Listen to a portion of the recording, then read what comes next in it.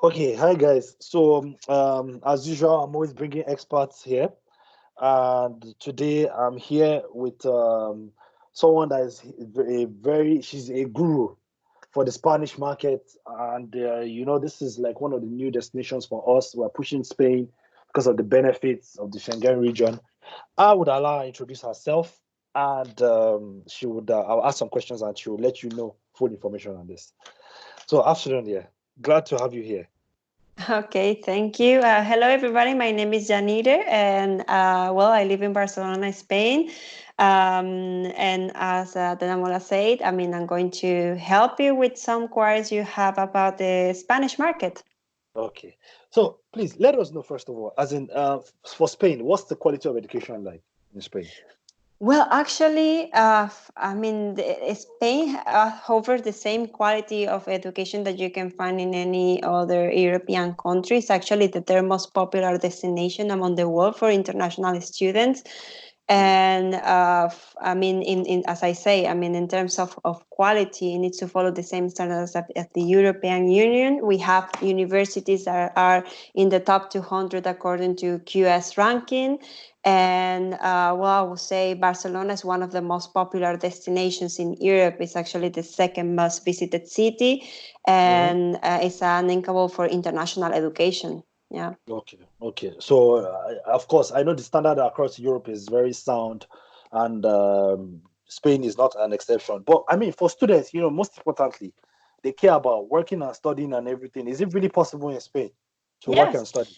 Actually, Spain is one of the few countries that since the beginning were offering the opportunity to combine studies with part-time jobs. Okay. Regularly, when you have a student visa, the student visa allows you to work 20 hours per week, okay? So you can Okay. easily combine your studies with a part-time job. And as I say, as long as you can combine it, it is always depend of the university that you are studying and so on, and Mhm. the schedule that you are having, but you can have also the flexibility to work during the weekends in case that during the weekdays you are not able to combine it due to the timetables. Do the timetable. Okay. So, but that means students are also allowed to do internships too, when they are studying their Yes, bachelor's or exactly. master's. Oh, okay. Exactly. So, usually internships, they need to be related with your career. So, one of the advantages of Spain is that it's not as other destination that you can work part-time in a Yes. McDonald's and you can save some money or you can be a waiter. No, in Spain, you need to work with something related with your studies. So, this is Okay. a huge advantage because it means that if you're studying marketing, you will need to work in something related with marketing. Will also enhance your career.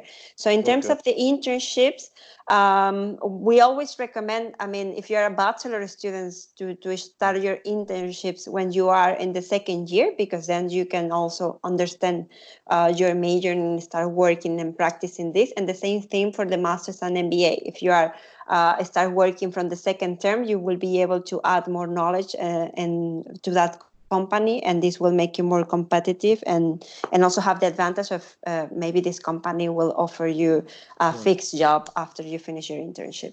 Oh, I always say thank you for that. I always say, yeah, when students are working in a country and studying, it's always better to have a related experience so that when you graduate, in fact, the employer looks at you in a better light, and at least you have more chances for employment. That's what I always say. And the kind of school that you go to is very important to the reputation of your school, because this would affect you getting an internship and a lot of things working better for you. So I mean that Exactly. really makes sense. That really makes sense. So, but upon graduation, do they have any option to stay back to look for a job?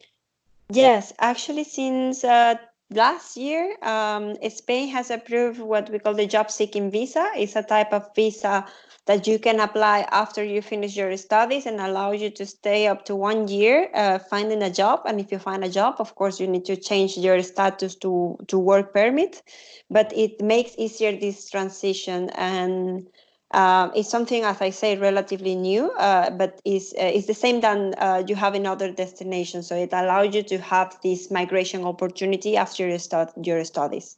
This is Studies. why doing internships is super important, because when you are doing the internship, as you say before, you have the chance to show your skills, and then you can pass to this post-study visa, and if the company likes you, you can stay in the country and you can work here. But how important is it for you to learn the language for this? It's Spain, and get jobs. especially, Barcelona, it's I think the biggest advantage is the fact that we have people from all over the world. So at the same time, we have companies from all over the world. So it's not necessary. For example, me, I work in a school, and the language we use is English. And I mean, even in Barcelona, inside the campus, we have people that doesn't speak Spanish at all. And we have plenty of companies like that. For example, you have GDB, you have Procter & Gamble. They have a division that will always, so it's not mandatory. It's always, I always advise to learn the local language. In the case of Spanish, it's the second most spoken language in the world. I think around 22 countries have it as official language. So if you learn Spanish, you will have employment opportunities everywhere. But it's not a barrier. If you don't know the language, you can still stay and work here without any problem. Spanish is a very romantic language, so a lot of people want to learn that, learn language easily. So but so the point is, it's good to learn the language, and it will give you more advantage. But it doesn't mean that if you learn the language, it's not possible for you to find an opportunity, and it really depends on the city. Exactly. You can learn the culture while you are learning the language. So it's a way to connect and to experience the city 100%. But it's not something that you walk on the streets and most of the time you hear English instead of Spanish. So I think the advantage is actually to speak a foreign language. Okay. Now, a lot of students now, is it possible, like, I know some schools do this thing, that you from Spain, that they can go to Germany to study, or Switzerland or France. Is it possible for somebody to start in Spain and move to Germany? It depends on if the school have campuses everywhere. Is it possible? Exactly. I think that is mostly related with the schools that have this international approach. If you have a school that have this international mindset and vision, that definitely you can switch campuses, and actually it's good because you can have the whole European experience. I think it's very enriching that you can start perhaps in Barcelona and then move to, as you say, to Switzerland, to Germany, or to France, to Italy, or any other country in which you have different campuses and facilities. But of course, it definitely actually is a biggest advantage, because you can learn even more languages if you do the same thing. So you will be more competitive in the work field. Okay. What's the average school fees? I learned that it's about 6,000 euros and above. Is that true per semester? Yes, exactly. Exactly. Okay. What's the living expense per year? Let's see. The minimum that what we recommend normally is to calculate around 1,000 euros per month. Okay, but it's true that it depends on how you pay your lifestyle. If you rent a flat, if you combine it with the meals, or use public transportation, with 600, 700 euros, you can actually live in Barcelona. It's not a problem for my Africans. They have the money. They are ready to spend it. So it's not a problem. Of course, depends on the lifestyles of everybody. Okay, so I'm saying this amount, but if you go shopping every day, it's totally different. Maybe it's 5,000 you need per day. Exactly. Okay.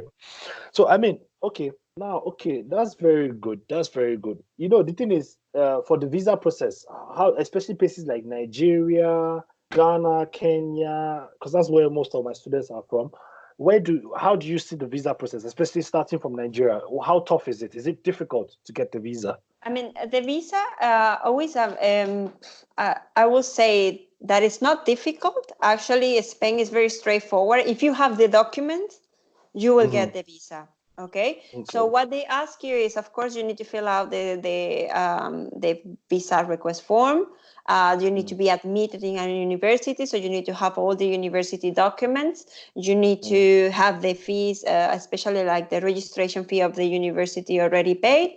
Then they will ask for personal documents. So these personal documents are your passport.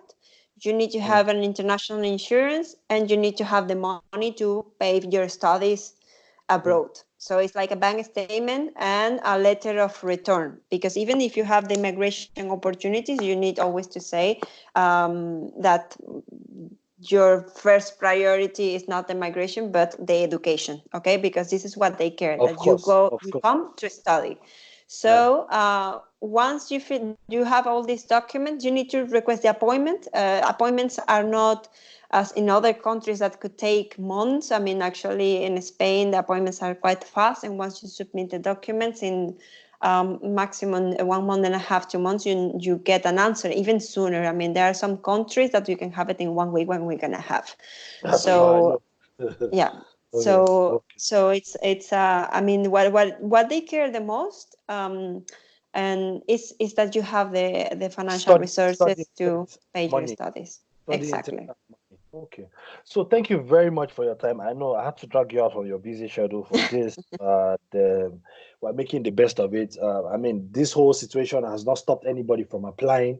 The wise people are applying now because after this whole stress that the world is going through, the visa stage will start. So we'll keep pushing Spain. And thank you for at least, you understand, coming for the interview today. All right then. Take care. Okay, Have it's a been nice my day. pleasure. So thank you for having me. Say something for us in Spanish before you go. Just tell us bye-bye in Spanish or something. The sentence. Okay. Muchas gracias por el tiempo. Hasta luego. Okay. All right then. Thank you. Bye-bye. Thank you. Bye bye. Bye-bye.